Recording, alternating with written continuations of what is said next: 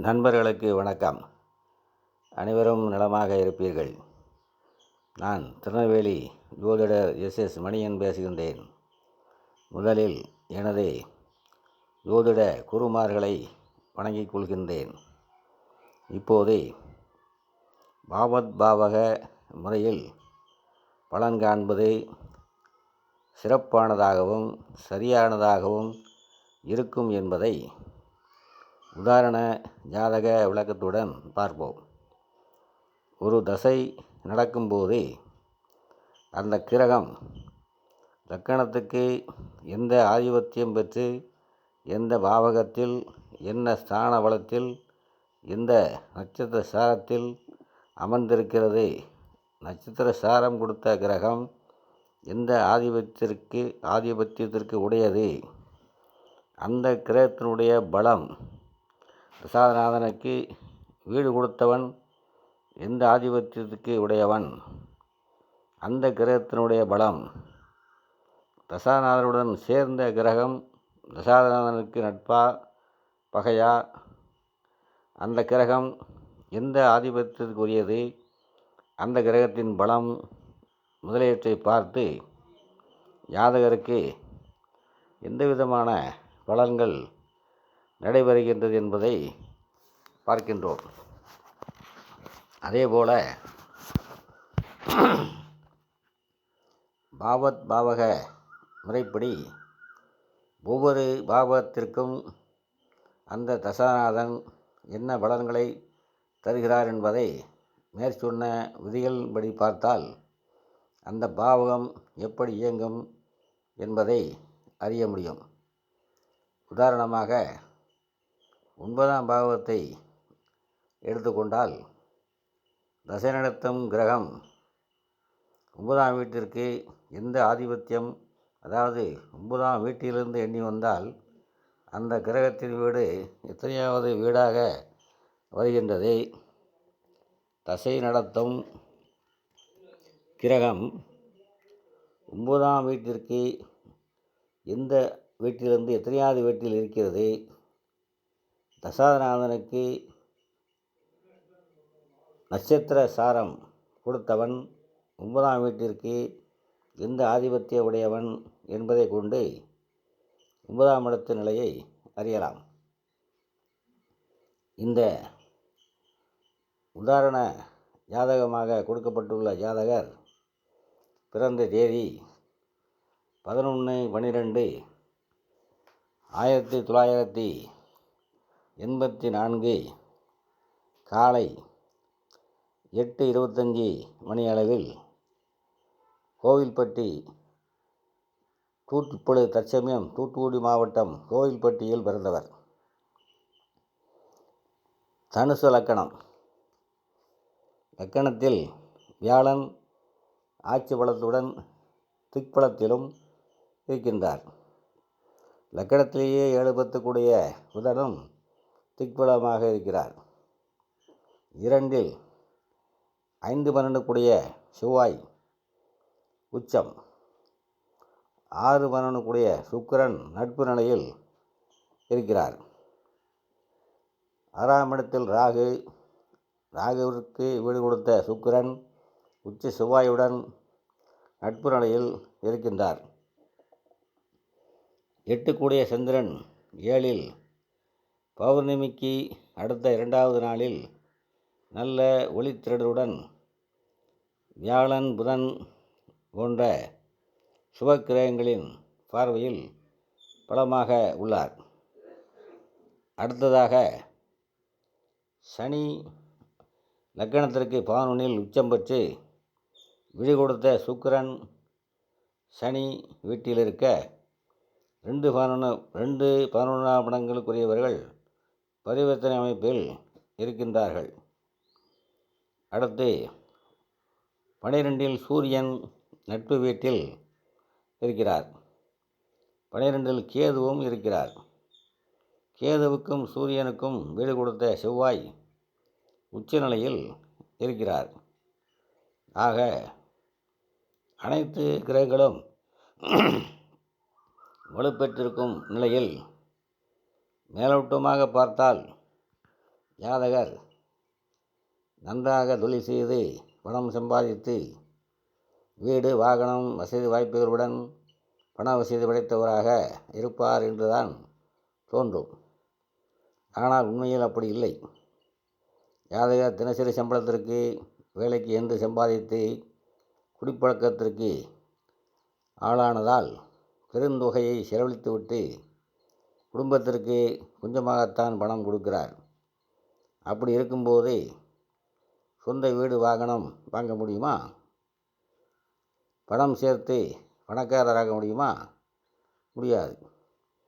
இது எதனால் ஏற்பட்டது என்பதை பார்த்தோமேயானால், நடந்த தசைகள் அனைத்தும் அவயோக தசைகளாகவே நடந்துள்ளன. அடுத்து வரக்கூடிய தசைகளில் அவை யோகமாக செயல்பட்டு நல்ல யோகத்துடன் செல்வம் செல்வாக்குடன் வாழ்வார் என்பதை அறிய முடிகின்றது. இந்த ஜாதகர் வாழ்வில் நடந்த முக்கிய நிகழ்வுகளை மட்டும் பாவத்பாக விதிப்படி பார்ப்போம்.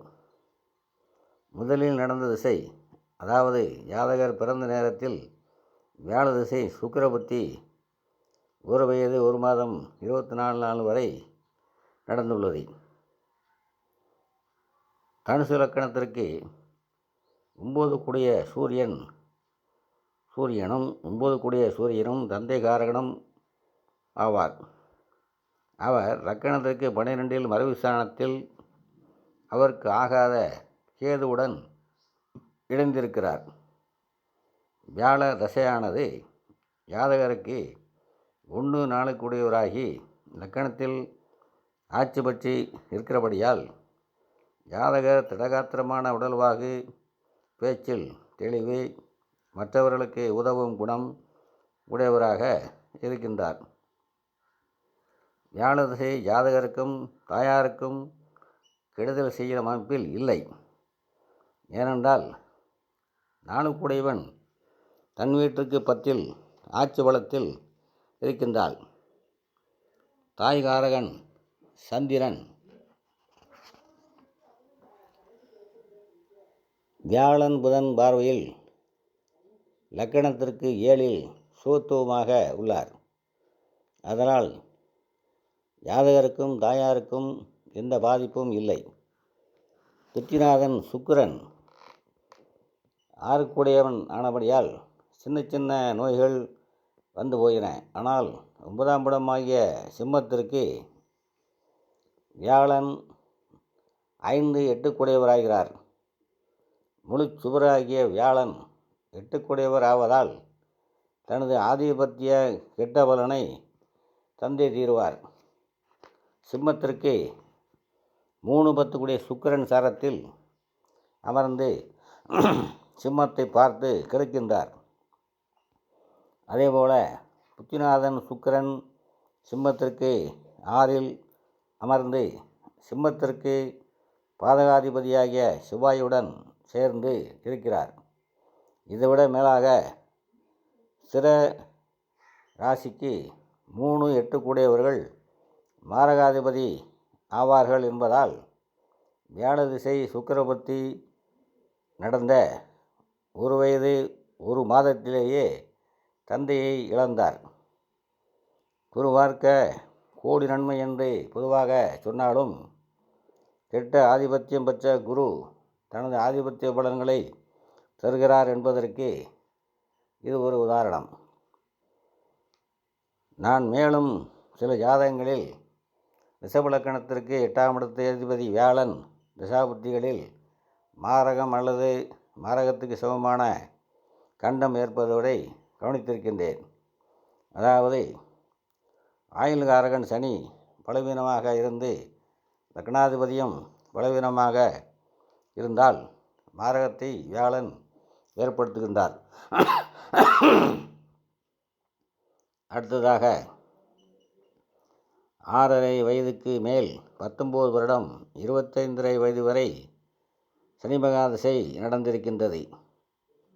சனி 2-3 கூடியவராகி 11ஆம் இடத்தில் உச்சபலம் பெற்றாலும் இயற்கை பாவர் சுக்கிரன் வீட்டில் இருப்பதால் கால் பங்கு சுபத்துவம் நவாம்சத்தில் புதனின் வீடாகிய மிதுனத்தில் இருப்பதால் கால்பங்கு சுவத்துவம் என மொத்தம் பாதி சுவத்துவமாகவும் பாதி பாவத்துவமாகவும் இருக்கிறார்.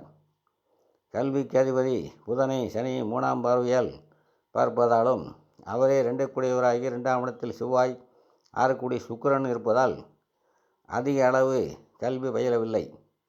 8வது வகுப்பு வரை மட்டுமே படித்துள்ளார்.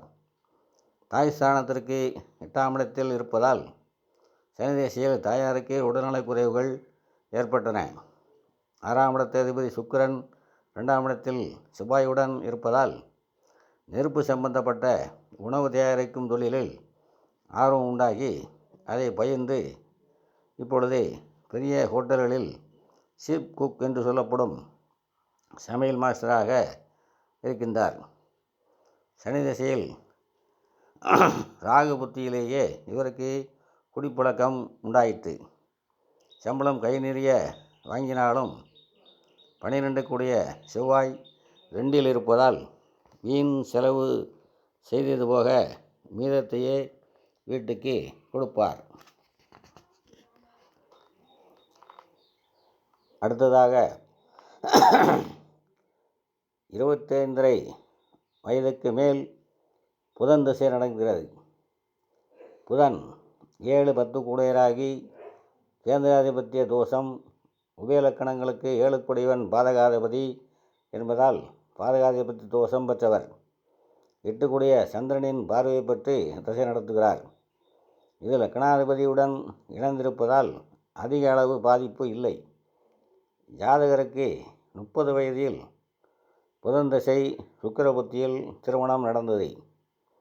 புதன் 7 லக்கணத்திலிருந்து 7ஆம் இடத்தை பார்ப்பதாலும் குடும்பஸ்தானமாகிய 2ஆம் இடத்தில் சுக்கிரன் இருப்பதாலும் அவரே களத்திரகாரகன் ஆவதாலும் லக்கணத்துக்கு தான் சுக்கிரன் 6-11 2ஆம் இடத்தை பொறுத்தமட்டில் 5-10 ஆகி சுபராகிறார்.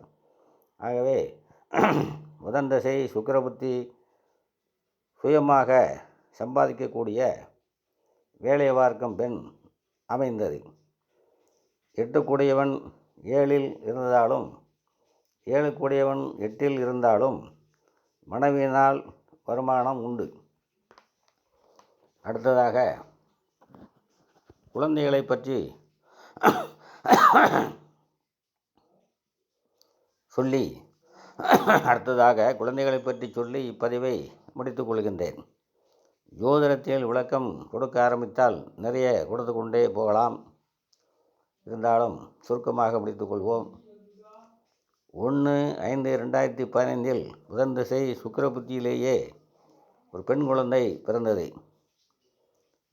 5 செவ்வாய்